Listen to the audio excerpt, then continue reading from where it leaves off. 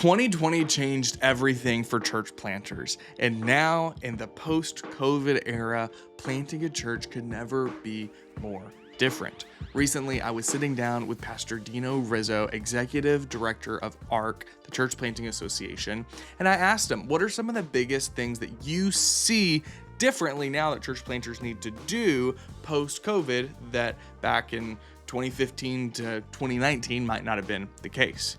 And some of the things he said is, number one, probably raise more money and be in the city longer than expected, and then get in a permanent location as quickly as possible. Well, on today's podcast, I'm sitting down with Pastor Erik Oliveras from Axios Church in Lakeland, Florida. They're an amazing church plant that planted right in the middle of COVID. In this episode, he shares a story on how they announced their church plant just a few weeks before the shutdowns in March of 2020.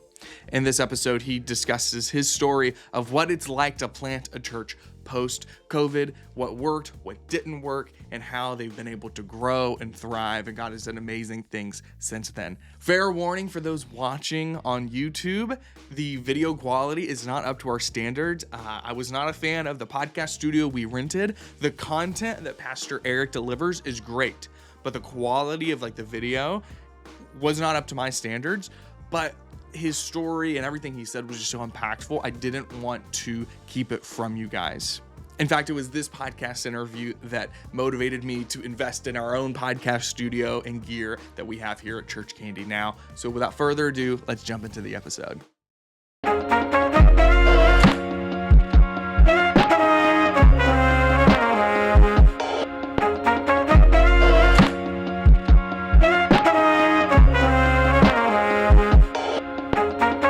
Welcome to the ChurchCandy podcast. Today, I'm sitting down with Pastor Erik. We're going to be talking about Axios Church and how they have been growing, how they planted in the middle of COVID and then grown throughout that. Man, so you guys planted your church in 2020, right? Yes. What was that like? Man, it was definitely interesting. So kind of our story is me and my wife decided that we want to do a church in around the end of 19. We've been kind of having to transition out of another church, and kind of my goal was to really take a year off ministry. I was kind of, kind of ready to just kind of settle down for a little bit. But God was kind of tugging my heart towards the end of 2019. And then in 2020, when we said, hey, we're going to go in January, we kind of started putting a little launch team together. Some people we knew, but then we said the end of February into March, we put a launch video out. And we're ready to go. We're ready to do what God's called us to do. And then 2 weeks, 3 weeks later, what happens? Oh, the my whole God. place shuts down. The United States shuts down, COVID. And to be honest with you, if I'm being real, we had a choice.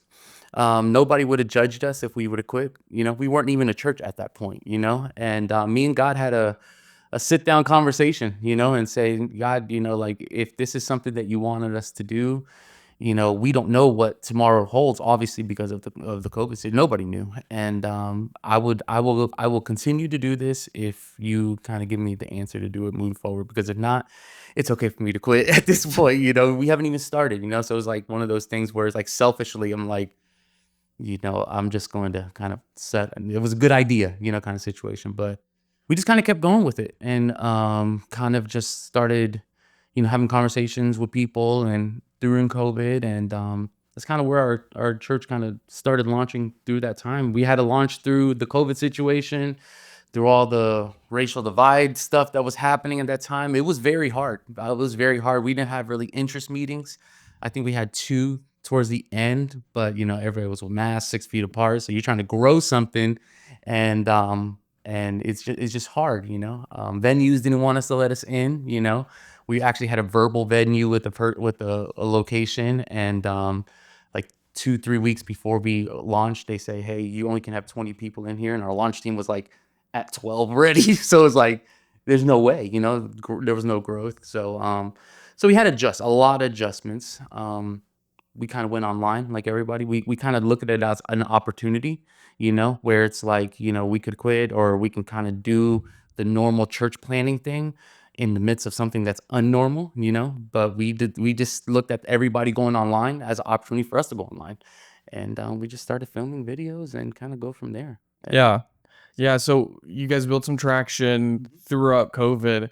When did you guys go from kind of like an online church plant to meeting in person? Yeah. Like, what was that process like? Yeah, so it was March, towards the end of March, we did our first online thing, and we actually launched in-person services because Florida we had COVID, but we didn't really have COVID. Yeah. We didn't, we From Texas, the same thing. exactly. We didn't really had COVID. But we launched it in October 2020 in actual live services, and it was interesting from that point. But so, we took that 7 months or something like that to kind of went with it.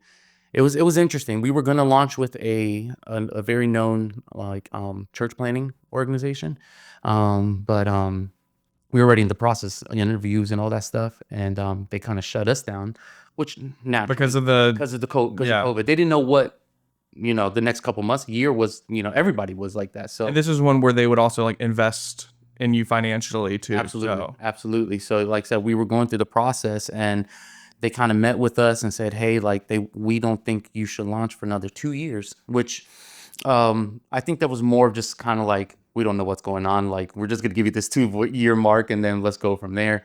But at that time we had like 14 people like on our launch team, and it was kind of like, God, do we kind of just launch by ourselves, and do we kind of move forward? And that's what we decided. Hindsight, we probably should have waited because God still honored it. Yeah. But it would have been nice to have the backing and all that stuff. But we kind of were just crazy enough to just go on. I think our church started with like $200. Me and my wife's tithe and 14 people, and we just kind of trusted God everywhere and moving forward, every point moving forward. So it was interesting. These white hairs do not lie. I swear. It was like, a lot of stress. It's like you see presidents like before and after their term. Yeah, that's me for sure. And it all happened in 7 months. But yeah, it was October of 2020. Actually, our church just celebrated 4 years. Nice, man. Congratulations. So it's been a journey for sure. Yeah. So what was that first year like after you guys launch? You have 14 people on your launch team on day one. But really quick, before we jump into that, are you a pastor or a church planter looking to grow? My name's Brady. I'm the founder of ChurchCandy. And just like how we helped Pastor Erik here, we want to help your church grow as well. You see, we're on a mission to connect 1 million people to a local church. And we do that by helping churches use Facebook and Instagram ads to get new families visiting every single Sunday. So I would love for you to schedule a call with the ChurchCandy team. I'll put a link in the description as well as pin it in the comments. Schedule a call with our team and you can learn more to see if we'd be a good fit to work together. Now, back to the podcast. Well, and the launch team. So day one, I guess the launch day, we had like 100 and I think like 150 came out or something like that. But church plants, that first day is like you got your cousins, uncles, everybody's coming just to see what's going on. So, we had a good gauge, within about a month or two of where our church was. But yeah, it was fun. That first year was interesting because we're trying to launch a church, a mobile church, and every other week everybody's sick. So it's like we would get calls at 3:00 in the morning. Hey, our whole load-in team is sick, and back then any kind of sickness, you ain't going to church, so I would have to, me and my wife go up there, 5:00, load in, load out, sometimes ourselves and stuff like that. And it was definitely interesting. I've made a decision that I commend all the pastors that do load in and load out. They are the true heroes. Yeah. I can only do a year.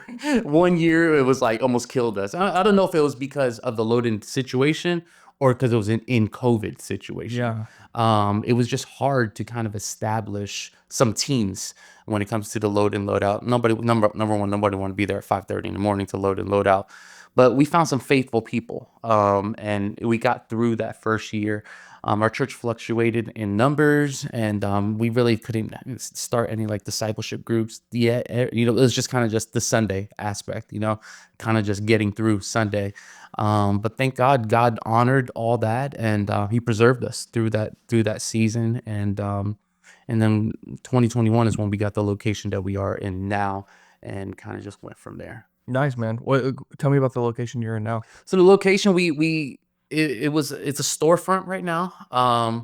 It was probably the most not back then thinking not the most ideal.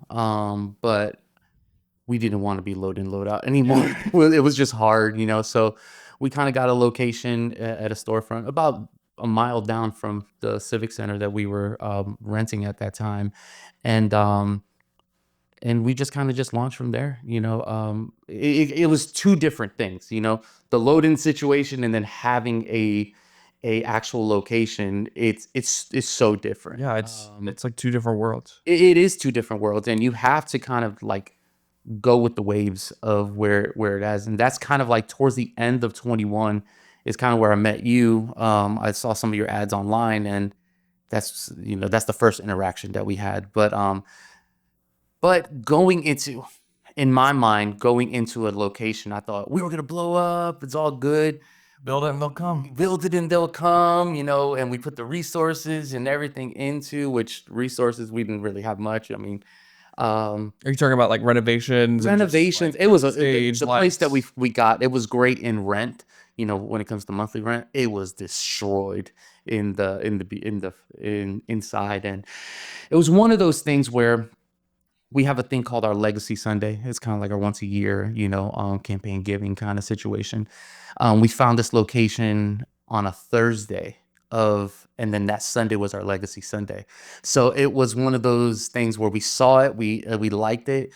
A lot of the people, my wife and some of our board members that were there, they're like, this is not it, but like it was rough. But I'm like, no, this is it, trying to put some vision. You gotta sell the vision, Not man. just selling them. And they're like, well, we'll see what it turns into. And Monday I had to sign the lease to give them agreement. So Sunday, on Friday I made a quick little video saying we have a big announcement and everything like that. We had no money. We had nothing to, no kind of right to look at this location, but we just went in faith. Faith has been the constant in our church, from the beginning to even that. So I'm like, God, if this is you, again, have those conversations, God, this is you're going to have to kind of do it. So Friday, I put a little video together, said, we have a big announcement. Our church is excited about it on Sunday. I went up there. I'm like, we got a location, like just like doing the, we got the keys, like kind of those things, so, and inside while I'm in there, I'm like, I don't know how the heck we're going to do this. We didn't have the money to do it. We're just kind of stepping out of faith. And then from that point, from Sunday to Monday, I don't know what happened. Our church is ignited with faith, and we raised the money within a couple days to get us into at least the first couple months, and a little bit of renovations. And once we took that step, pastors are calling us, saying, "Oh, great job," and just donating to to our church and everything like that.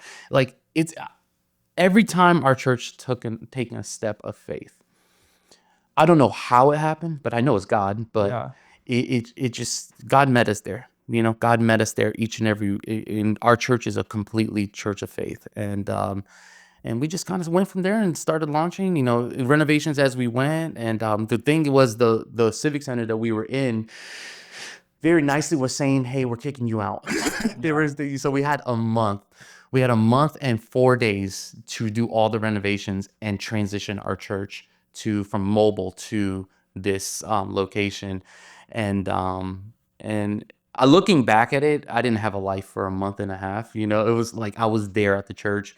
I didn't know how to do drywall. I didn't know how to do anything. We just figured it out, and just kind of went and just trusted God, got some people involved, and that's where Axios was. Dude, we're there now. That's exciting, man. That's exciting. Yeah. So how did you guys end up getting connected with ChurchCandy?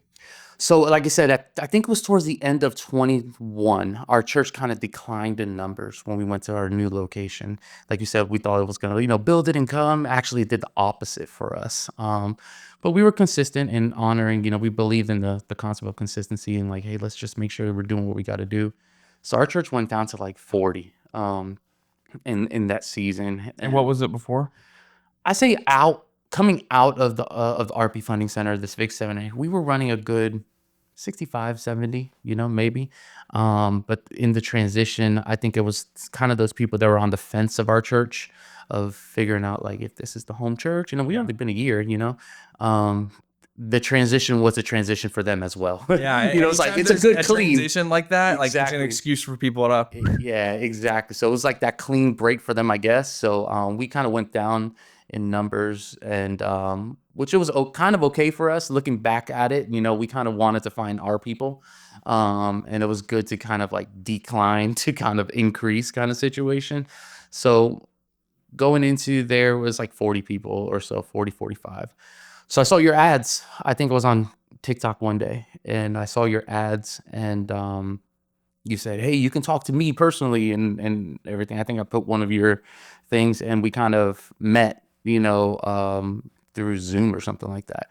I don't know if you even remember this. You've talked to so many people at that point, but I think you guys were kind of newer at that. I don't know your guys' story. Do you remember when this was? It was like the end of 21. Yeah, going into 22. Then we were. I mean, we probably had 15, 20 clients. I know I met with you. Yeah. So I know if I'm meeting with the guy, you guys are at the dude. Anyone watching this now, like if you schedule a call with our team, it's not going to be on my calendar. I'm sorry. It's not. Trying This is to OG. No, it's fine. It's OG. It's just like anything. Anytime. It's anything, yeah. Well, like now, if someone like calls the church, No, they might not be able to just book a meeting with you. It's a new process. Yeah, It's a new like- process. So I'm like, hey, I'm talking to the guy on the ad, so I know this is probably a newer thing. But what you kind of pitched to me was kind of alongside of what Axios was dreaming, and you didn't. It wasn't all about numbers, and it was kind of like you let me dream with you, and you're like, man, what if, and all these things, and but when it came to it at that time in our season, I knew it could work for us, but financially we couldn't take that step, and so we kind of had to say no to the process, but knowing inside, because I came before I started Axios, I used to work for a marketing company. I was kind of like the middle ground from the guy who dealt with all the clients, so I knew that this system can work because I've seen it work for mom and pops, things in so many places. So I knew this was where we needed to be, but just then, I think it would have affected us financially to take that step. So we had to say no. But that's the first time we met. And then towards the end of, what year are we in now? 24. So towards the end of 23, I think it was like a year and a half later, 2 years later, our church was to the point where everybody who they asked, I felt like the ask, asking people to come was exhausted, Yeah, just like personal invites. You the mean? personal invites, like our church wasn't growing. Matter of fact, from 2022 to 23, our church went through a huge transition where we started. When you launch a church, you kind of take like, oh, this is great over there. They're doing great things. They're doing great things. They're doing great. And kind of just make it into a mod podge of like a church plant, Yeah. And we realized real fast that we were other people's identities. We were never Axios. And so we took the full year of 22 to kind of just break down. Like we kind of launched again in a way. Like we took away growth track. We literally took everything away. We didn't do groups. We didn't do anything. We didn't even let people get on serve teams. And looking back at it is a very bold thing, but I needed to find the culture. Yeah. So it was just like a full breakdown. It was a full breakdown. We just did Sundays. We wanted to master Sundays so then we can set up. I realized we didn't have systems. Yeah. We didn't have systems.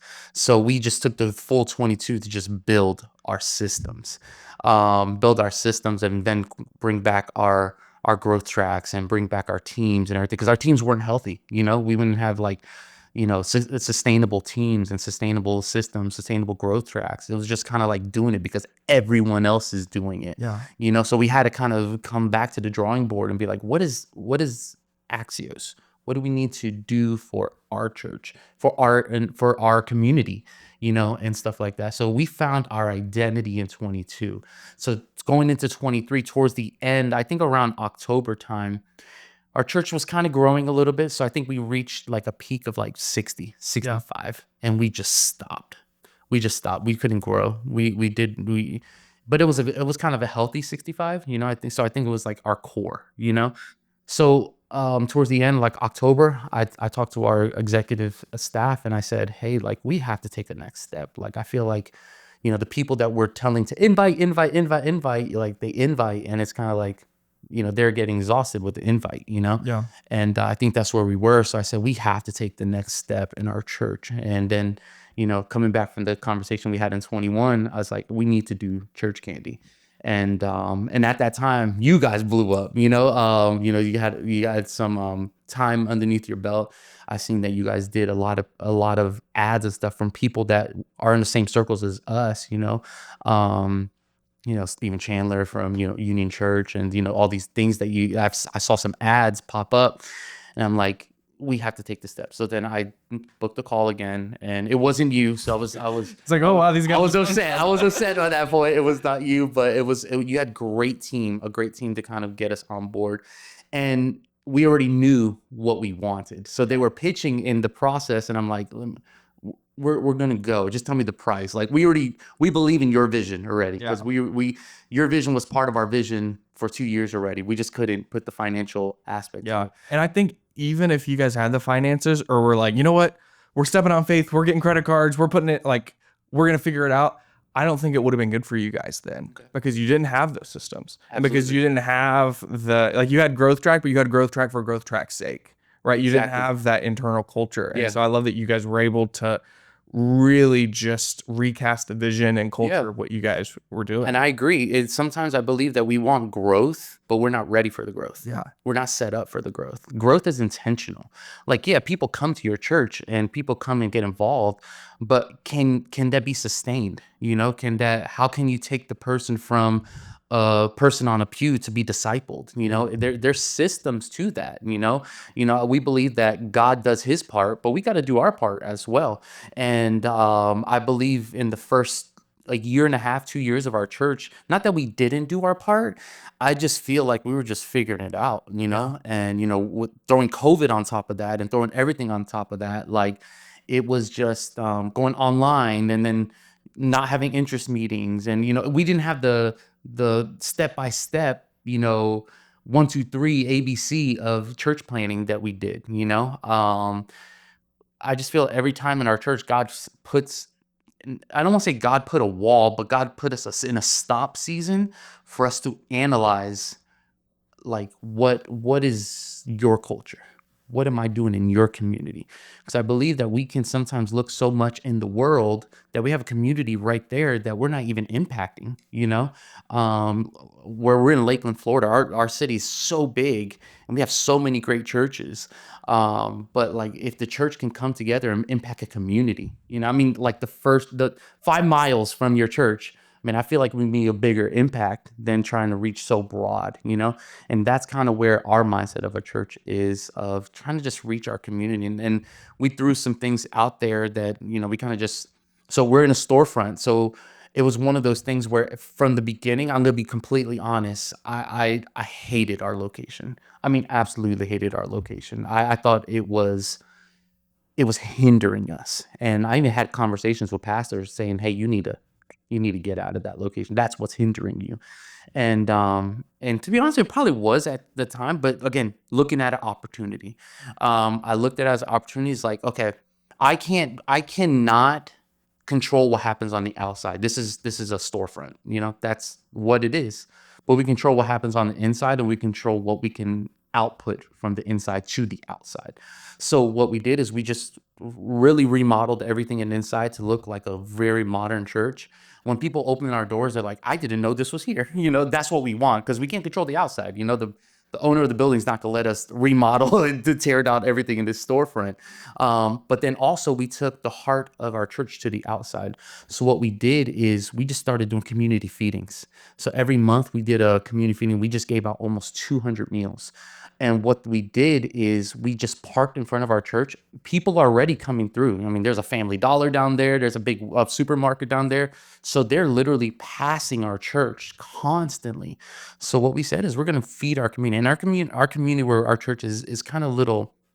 It's low income. It's low income, a little poor in certain areas. So he said, "What do people need? What do people need?" And people needed food. So we said, "You know what we're gonna do? We're gonna just take the church out to the outside. We put tables out there, and we just gave 200 meals out. I don't care if you were homeless. I don't care if you were rich. We just it was like a drive-through of food. Like people were waving people down. And we're like, stop, we got free food. And we just gave people, and that gave us the credibility within the community. So then they know that there's a church there, and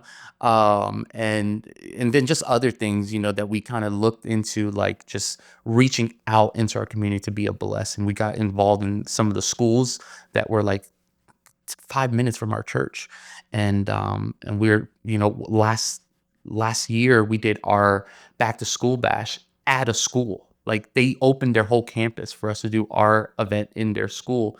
So like just community things of just Yeah. kind of like, I could have looked at the opportunity of looking at our location as like, oh, it's not a church building, or it's not this. And I was there for a little bit, like just like doom, gloom, kind of situation. But then God just checked me. What are you going to do with this opportunity that I've given you?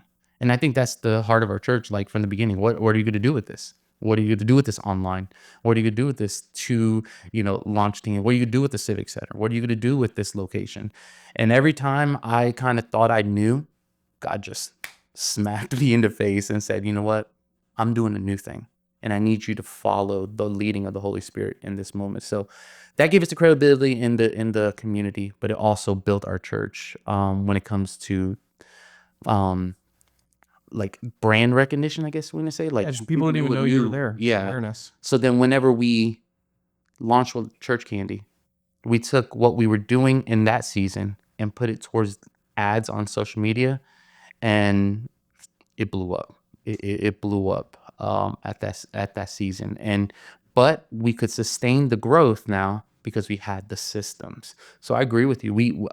I don't think it was really financial. We could have probably done something. You put on your, like, say, credit card. I can talk to this person, but we weren't ready. We weren't ready for the growth. But yeah, so that's where we started going with ChurchCandy. I love it, man. I love it. I mean, that story reminds me so much. Like, even you look at the parable of the talents, right? Just talking about stewardship, Yeah. right? We always compare that to money, and absolutely, yes, be a good steward with finances. Absolutely.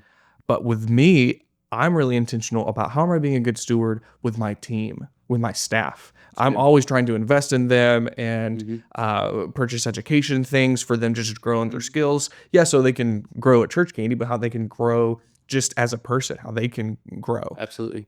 I think too, pastors a lot of the times might not be the best at this. How are you stewarding the people that walk through the front doors of your church? 100%. Right? And they'll say, oh, like they'll over spiritualize it and look down on having solid systems and assimilation for things like growth tracks and all these things. But that's not a bad thing. All it is just having good stewardship, because you're exactly right. How are you going to take someone from sitting in a pew to being discipled if you don't have some kind of system for that? Otherwise, you're just capped. Yeah, and I believe it's systems and then also following the leading of the Holy Spirit. I believe so. Yeah. Because if you're not, systems can get you so far, but you have to be genuine and love people. Absolutely. As well, and I made it within the culture of our church that if somebody does not get, we call them touch points. If somebody doesn't get greeted and everything at least 4 times by the time they get to their seat, we're not doing our job.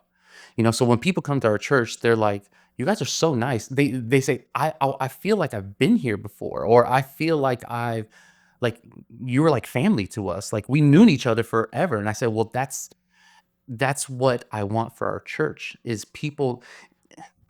And one thing that I knew is whenever I left, ministry for that 6-9 months, me and my wife went to churches, and we never had the opportunity to go and like be a person just going to a church for the first time. I'm gonna tell you right now, it is awkward. It is so awkward going to a new church because you don't know nobody, and it's like all these things. So I feel like that season showed us where God showed us as pastors of like how people feel coming to a church. Like There are some churches that I'm like, I was never greeted. Nobody took me, like, showed me to a seat, or like my kids weren't like excited to go to kids ministry. So I think God put us in that season of like rest to show us what Axios needed to be for our culture. So we were super intentional with all these things, like, hey, we need somebody here, we need somebody here, not to be so structured, but just for people to feel loved and noticed. That's our thing, to feel loved and noticed. Sometimes in church, you can go to church, but you don't feel noticed, and we want people to feel that. And I feel like we're doing a good job. I'm a little biased with our people because I love our people, but um, one thing that would drive me insane, I have grace for a lot of things, but if for the people that are new coming to our church don't feel like they belong, that's when I get frustrated. We'll talk about, like the youth group is just threw something at one of our TVs and it broke or stuff like that. Like those things we can fix, but going to the heart of our church, if we're inviting people to the church, I saw this quote a couple of days, I forgot who it was. It says that we are telling the next generation to come home. That's our saying, to come home. But what is the home condition that we're bringing them to? Like, what we're saying, welcome home, but what is the condition of the home? Is it welcoming? Is it loving? Is it everything? So like, we can have our slogans, but if we're not intentional with making it a home, we're just talking nonsense at that point. So that's what we wanted to do, is to make it this homey feel. And again, we want to grow naturally, and we are growing naturally. So how do we bottle this? Because people are like, I like your church because it's smaller. It's like, yeah, but we are growing. Like, how do we take this home mentality as we expand? And that's kind of the systems now that we are starting, is like, hey, okay, how do we take this when we're 300, when we're 400, when we're 5, when we're 1,000? So that's the intentional mindset that we're having. Yeah. How much did your church grow with ChurchCandy? Yeah, so we started with ChurchCandy. I think our first things was our Christmas ads. So like the end of November, we were averaging 60 plus. And so I guess a full year later now, we're in November now. So a full year later, we are averaging around 160 to 170 on a consistent basis. It fluctuates there, but that's our average. Yeah. So what is that? Almost double, triple in size. And and we're seeing consistent people coming to our church. That's the key point. Yeah. People are like, oh, how does it work? I mean, to be honest with you, I don't know how it works. I just know it's working. Like, it's one of those things. I see our ads and everything like that, and people are like, oh, are you advertising to people on social media? I'm like, yeah, why not? Like, it's the same concept of, you buy a billboard on the side of the road, right? And, you don't know how many people see that billboard, like, but it's there and people are seeing it, and the return to our investment is we're seeing people coming into the room, and some people stay, some people don't, some people come and they come back and 3 weeks later, but it's just one of those things that I rather see consistent people coming through and finding home than not. That's the thing. So yeah, we've grown, and we've consistently grown within a year. So I want to go a little bit deeper. So, Yep. do you have any like specific testimonies of people that found your church and they said, "Hey, I found it from a Facebook ad or an Instagram ad," Mhm. and then since going to your church, God has just like done something incredible in their life? Yeah, so we had this couple that started coming to our church. We actually just highlighted them in our legacy this past Sunday. Young couple, 2 kids, around their 30 age. That's kind of our target audience that we're looking for. Um, Went through every church here in town. Nothing bad to say about anything, because I mean, it's just they just couldn't find their people. Um, they saw one of the ads online, and they started going to our website. They started watching online. They watched online for about a month, and they started coming to our church, and they never left. They started coming in the Christmas time when our Christmas ads were going, and and they just been a vital part of our church. They're the young couple, just kind of to learn, Jesus instead of religion, kind of situation. And just bought in, man, just bought into the vision, bought into what God is doing. And they just had another child, so like the village just kind of surrounded them, and that's in this season. So they said that they never felt um more loved and more like seen. And when they started coming to our church, and then they're about to start in the next, not this season, next season, start in community groups.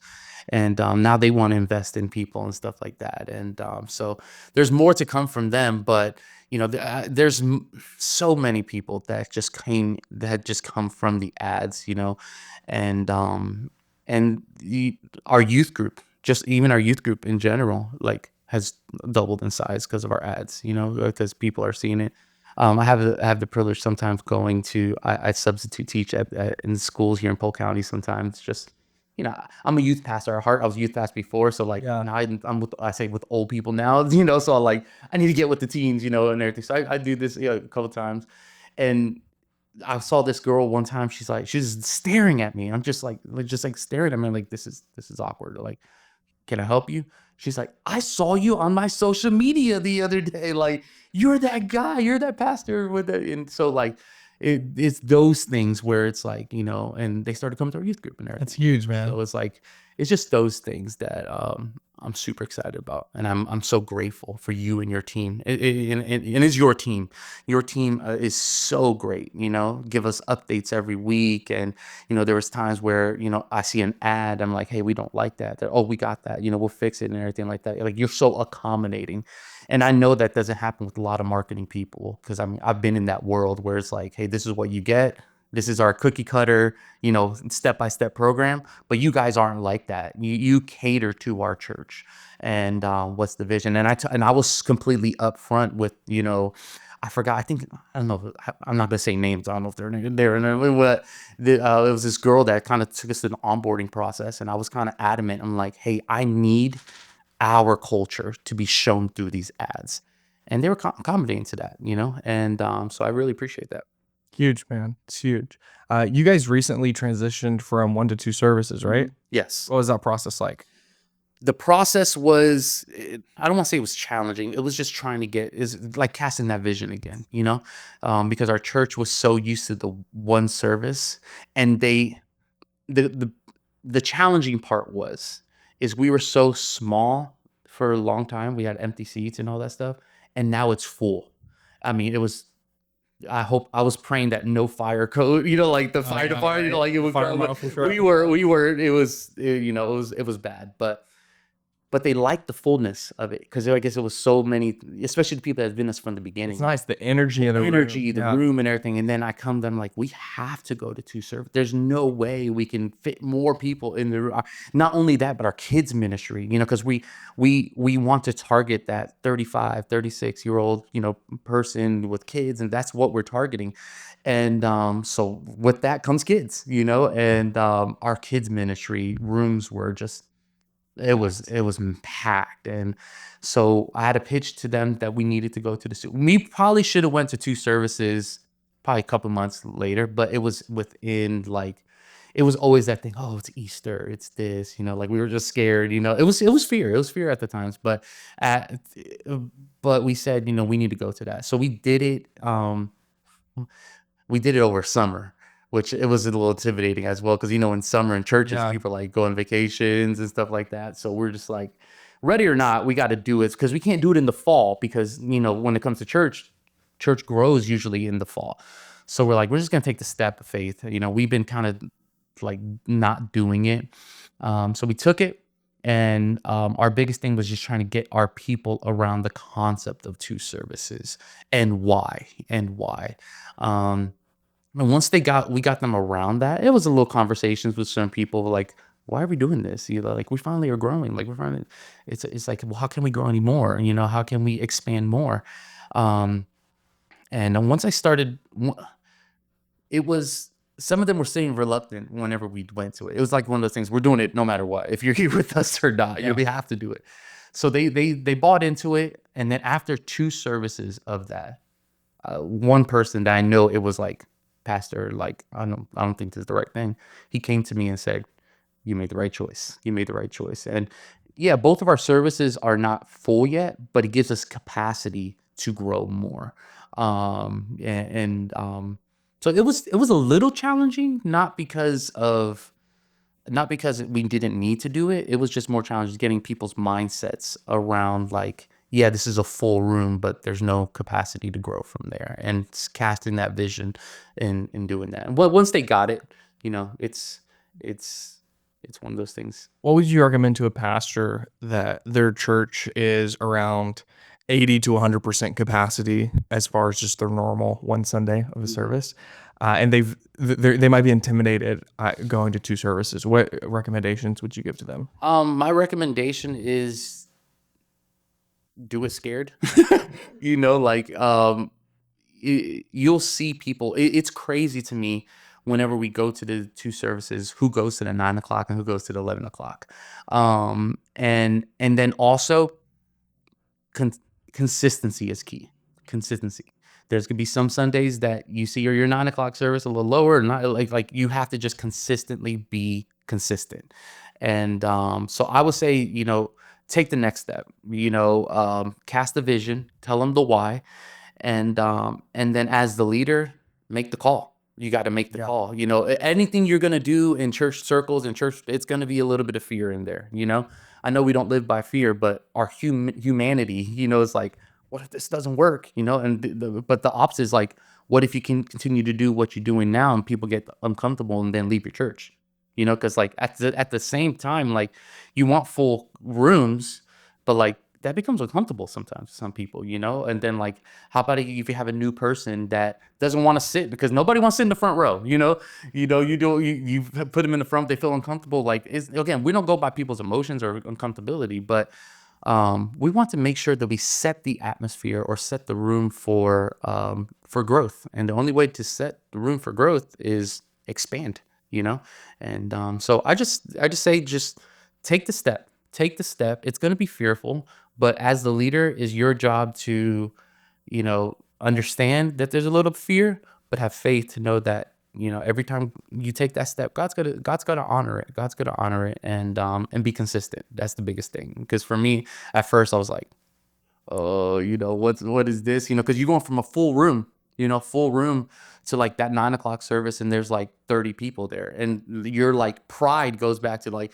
oh no, we're back to the place where we just not good. But then you think about it, and then the 11 o'clock service has 80, 90 plus people, and then you put it together and like, oh, we would never have fit in this room with that many people. So you kind of have to look at growth metrics and numbers in a different way, but our kids ministry is healthier because of it, because now we have kids that we can get like more one-on-one with the kids, instead of like just making sure that they're just not killing each other kind of situation. So it's just a different mindset of health and growth that you have to look at when you go to do services. Yeah, it's crazy, man. Those are the problems that you wish you had back in 2020, whenever you guys announced that you were launching a church, and then COVID happened. Yeah. You were just like, all right, we're just trying to like let people know about Figure it out. Yeah. about us.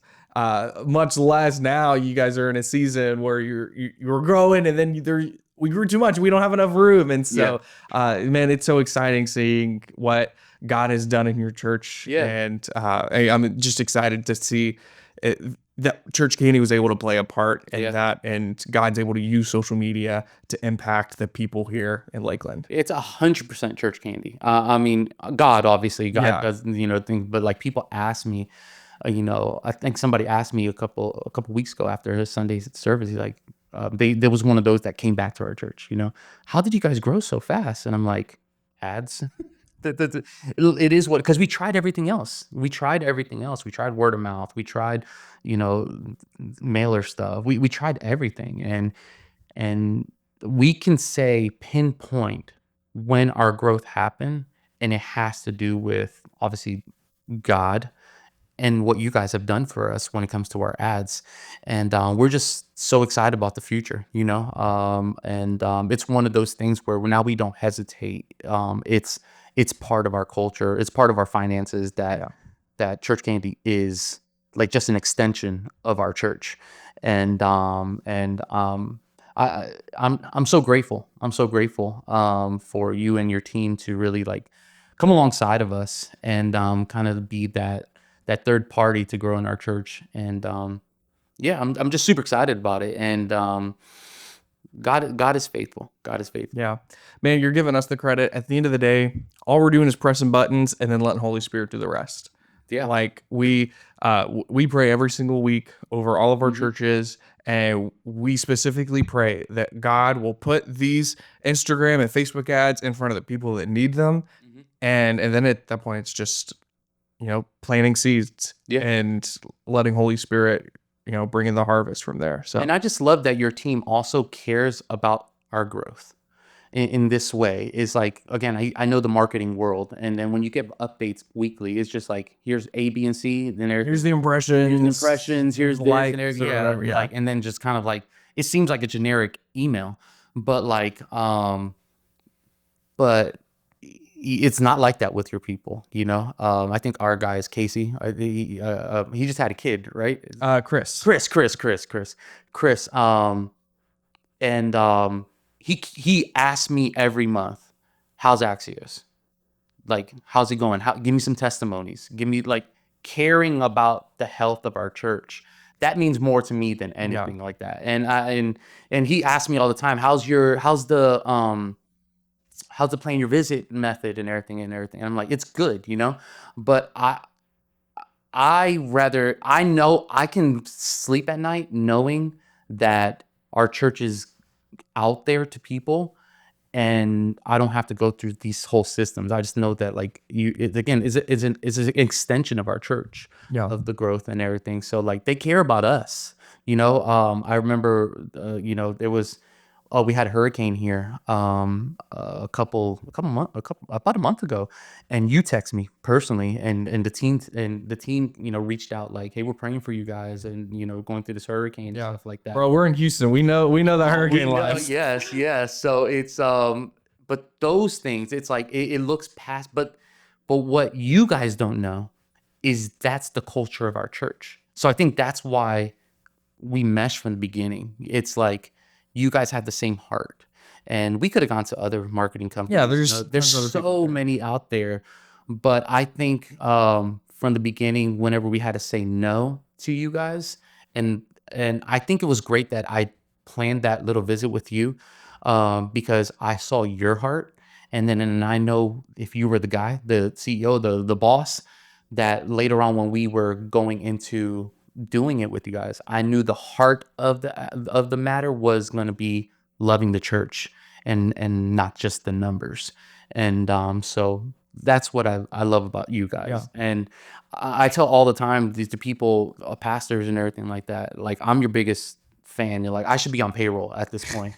And just be like, bro, like, you have to get with these people, you have to really, hone in and take the investment. And some of them get that fear of like, it's challenged with the money situation. I'm like, it will come, it will, just trust God and everything like that. So I appreciate it. Yeah, man. My biggest thing is we don't hire people that have like marketing degrees and like social media like backgrounds. I'm looking for people that like half of our team now are like people that I went to Bible college with. Wow. That have a heart for the church. Yeah. That have a heart for ministry. Like Chris, him and I like did youth camps together, and we would like lead, like I would play drums and he would like lead worship, and so he every single person on our team, they have like, they're serving in ministry in some capacity. Yeah. They're like Chris is getting connected with a church plant that's actually launching. Nice. One of our clients we got connected with, he said, "Whoa, these guys are right in our area," and they just moved because they had a baby, because of our family. And so it's cool seeing him get connected. And we've got several employees now that started going to church. Started going to one of our clients' churches because they were like in a new season of life, and so it's just cool to see that. But man, I give 100% credit to my team with that culture, because yes, we set the culture, like just like you set the culture from the top. But if your team's not going to live that out, then it's not going to be fruitful, right? And I believe that's where we were from the beginning. It's like we had a culture, but it's the team that lives it out, because I never wanted to build, and I feel like you have this heart too. I don't want it to build on me, on my Absolutely. personality. You know, I feel like a lot of churches are like, hey, the pastor is the guy, you know? And then when the pastor fails, or the pastor does something stupid, or like, then the church crumbles. That's not how it's supposed to be. Yeah. So like, I want to give credit to my team and what they're doing. And I just, the team aspect is so vital. It's so vital. And I love how your team, I'm not saying it's like a family, but it's like you guys interact with each other. It's like more than just like the systems and everything. It's like you care about each other. And if I want to give another advice to like a pastor out there that has been in our situation or is in our situation, like find people that would want to push the mission forward, but also have a voice in the mission. Because you don't want yes men, you know, because yes men will always get you in trouble, because then your ego gets big, you know. You want people that would challenge, but also at the end of the day, man, we're in this thing, you know, like we have the same heart, you know, like Chris, I can move over here, but I can still feel the culture of ChurchCandy where I'm at, you know. That's the kind of people, like we have people at our church that had to take jobs in other places, but like are saying like, no, we still feel the culture, you know, they're still invested in our church. They're still part of it. Like some of our bigger donors of our church don't even go to our church, like some are in California. So we're like these different places. Why? Because they're like, we feel through online, the culture of the church and, you know, stuff like that. So that's where I say, like, I feel like we have the same, you know, heart within the organization. I think that's why it works. And if any pastors out there, like with ChurchCandy, you're not going to get like this. They're organized. They will do what they got to do with, you know, the systems, but they care. They care about your church. They care about where you are. You could have came and when I said no and sold me, but this, but you're like, no, if it's when it's the right time, we're gonna be here. We're not a good fit for everyone. Like You I said trust that, that God's like gonna bring us the right people whenever they're ready. And I never want to, like, we'll have pastors say like, all right, if this doesn't work, we're gonna have to close our doors. And then I'm like, okay, I think if you guys are right there, like maybe we're not Too much pressure on that. Yeah. And so we just gotta trust the Holy Spirit. And that's one of the problems being a business owner. And having like a sales team now, where like I have to let them trust the Holy, which our sales director is also a youth pastor. So like we keep it kosher, you know what I mean? Yeah. And so that's one of the things that we have to just be really intentional about too, man. Yeah. So that it's all about building the right team. If you don't have the right team that has the same vision, because you can have a team that can say yes, but has a different vision than you have. And that becomes toxic real fast. Yeah. I heard a pastor say once that a slight misalignment in vision and culture is worse than someone that's completely out of line. Because if someone's vision is completely out of line with the culture of your church, you can call that out and you see it quickly. 100%. But if it's something that's slight, if it's just misaligned, a lot of the times we'll just let that. We'll look the other way. Yeah. We'll let that through the cracks. Well, what happens, a slight misalignment over time becomes a major misalignment. Well, the Bible talks to that, you know, in the Songs of Solomon, it says the little foxes that mess up the vine, you know, like it's sometimes those little slight things. Sometimes it's not this huge thing, you know, sometimes it's not like somebody gonna stand up and be like, that pastor stinks or anything like that. It's like the little conversations, the little thoughts, you know, that can mess up a culture so quickly that if you're not aware enough to, and with the lead pastor, you have to be aware enough where the temperature of your team is. Where the temperature of your team is. We can't be so naive to come in, you know, 5 minutes before service and, you know, in our cars and all that stuff to not like, and you have to challenge your team and, you know, see where they're at. And the only way you can do that is being real and raw with them, you know? And we're trying to set an atmosphere of like, hey, like we can talk this thing out. Like, I know you're not gonna like me all the time.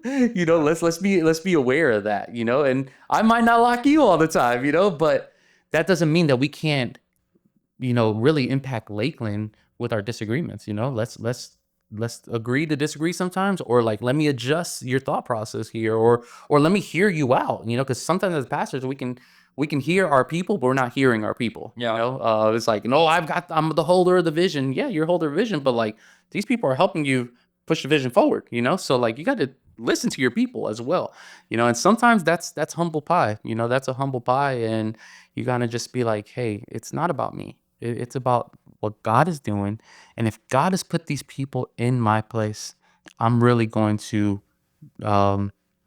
disciple them as well, and so yeah, I'm excited about the Yeah, man. I love it. I love it. Before we wrap up, ChurchCandy, we are a marketing company. I've never done this before, and I just had this idea. I'm going to come up with it on the spot, live on the podcast. So probably got the wrong person. Okay, no, this is great. This is okay. So one of the things I love about doing these podcasts is I'm able to take clips of what you say, put it on social media, and it's organic, right? You made us a video where you're talking to your phone, talking about how awesome ChurchCandy is. That's great. We've probably signed up clients from that video. But because it's a podcast clip, it looks more organic, right? It's like, it's not, people could have thought, like, I did not pay Erik to come on here. Like, he's doing this on his own. So what I'm going to do is I'm going to ask you about your church. Okay. And I want you to answer it, and we're going to clip it and use it in some of your ads. Perfect. To promote. So I'm going to say, hey, you guys are here in Lakeland. Tell me what your church is all about. Okay. And then we're going to clip it, and then we're going to test that out in some of your ads. It's going to look organic. Sounds good. And we're just going to test it and try it out. Let's do it right here now. All right. So this is the marketing lesson for all of you guys. Don't make your ads look like ads. Let's do it. You guys are here in Lakeland. Tell me, what is your church all about? Our church is about our mindset is to love people and for them to be noticed. And our church is all about community. It's about reaching outside the four walls and for people to feel noticed and loved. And we're building that community. Where do you guys meet at? We're meeting at it's 1347 Ariana Street. It's right across from Lakeland Christian here in Lakeland, and that's where our location is to serve our community. Sweet. What service times? Our service times are 9 and 11 o'clock, and worship, word. You're gonna feel loved. You're gonna get embraced. People are gonna say hi to you, but at the end of the day, I hope you come in as guests, and we hope you feel as family. Boom. Clip it, run it as an ad. So there we go. Erik, thanks so much for coming on the podcast. Man. I really appreciate you. Before we go, I do have a gift for you. I've been waiting for this one. We made 500 of these hats. Did you get one? No, I've been waiting for it. You said you were going to give me one. All right. I was hoping you got Here we go, Erik. You got a hat. We only have a handful more. So if anyone else wants one, hit me up on Instagram, DM me Brady sticker. And if we have any left, I'll tell you how to get one. Erik, how can people connect with you if they want to get connected with you, man? I mean, social media, biggest thing. And go like Axios Church. And our social media team is great, which is my wife. So she's great at everything she does. But social media. And if you're in the Lakeland area, come check us out. Like I said, we're off Ariana Street and 9, 11 o'clock. And we'll love to have you. Love it, man. Love it.